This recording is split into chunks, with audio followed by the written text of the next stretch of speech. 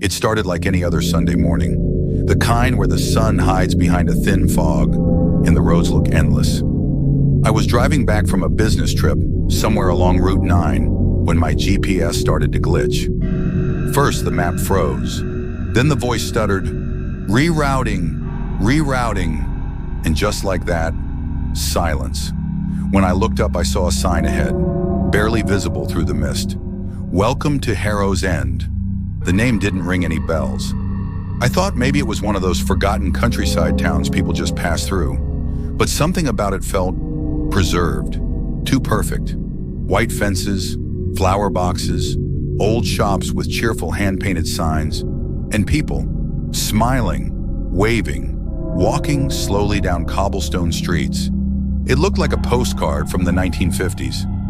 I pulled over at a gas station. The air smelled faintly of rain and gasoline. A man stepped out from behind the counter, wiping his hands on a rag. He had silver hair, warm eyes, and a strange calmness that made me uneasy. "Morning," he said. "First time in Harrow's End?" "Yeah," I replied. "Just passing through." "Everyone says that," he chuckled, "but nobody ever really leaves." I laughed awkwardly, thinking he was joking, but he didn't. When I went to pay, I noticed something odd. The wall clock behind him read 11:59 a.m., and outside, every other clock I passed showed the same time. Even the church bell at the center of town was frozen mid-swing, waiting for noon. As I walked down Main Street, the air felt heavy, almost electric. The world seemed too still, too sharp. Colors looked brighter than they should. The wind carried whispers that sounded almost like voices. I stopped in front of a bakery window. A woman inside was watering her plants, but the stream of water had stopped midair. Frozen. She wasn't breathing. No one was. Then the church bell rang, a deep, hollow sound that shook the ground. And as it echoed through the air, I watched the townspeople begin to fade, slowly, gently, beautifully, into sunlight. Their edges glowed gold, their faces peaceful. In seconds, the entire town was gone. The streets were empty. No sound, no people, no movement. I ran back to my car, but the engine wouldn't start. The air grew cold and thicker. And across the street, the gas station man was still there, smiling, motionless. He mouthed something I couldn't hear.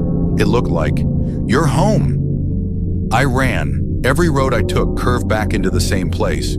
No matter which direction I drove, I always ended up at that same wooden sign, "Welcome to Harrow's End." Eventually, I found an old woman sitting by a dry fountain, her eyes clouded with fog. She was the only one left. "What's happening here?" I asked. "It's Sunday," she whispered. "The only day we wake up." "Wake up? The rest of the week we sleep." Forgotten by time, waiting for the sun to find us again. Her hands started to fade like dust in the wind. "You should know that, dear. You've been gone a long time." And then, she disappeared. I fell to my knees. My phone buzzed on the ground, flickering with static. On the GPS screen, the coordinates had turned into a single word, Reynold, my name. That's when I saw it, a faded photograph on the passenger seat. A family of 3 standing in front of that same gas station. The man looked like the one behind the counter. The woman held a boy, smiling. The boy looked like me. Suddenly, memories hit me like a wave. The sound of screeching tires, a blinding light. Then, nothing. I realized something I didn't want to believe. We had crashed, years ago, near Harrow's End. My parents were buried nearby, but they never found my body.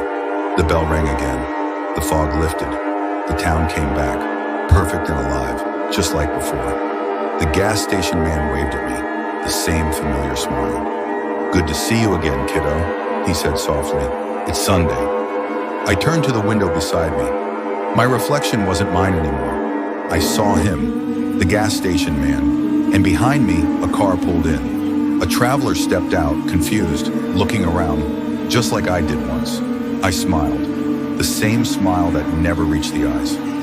"Morning," I said. "First time in Harrow's End?"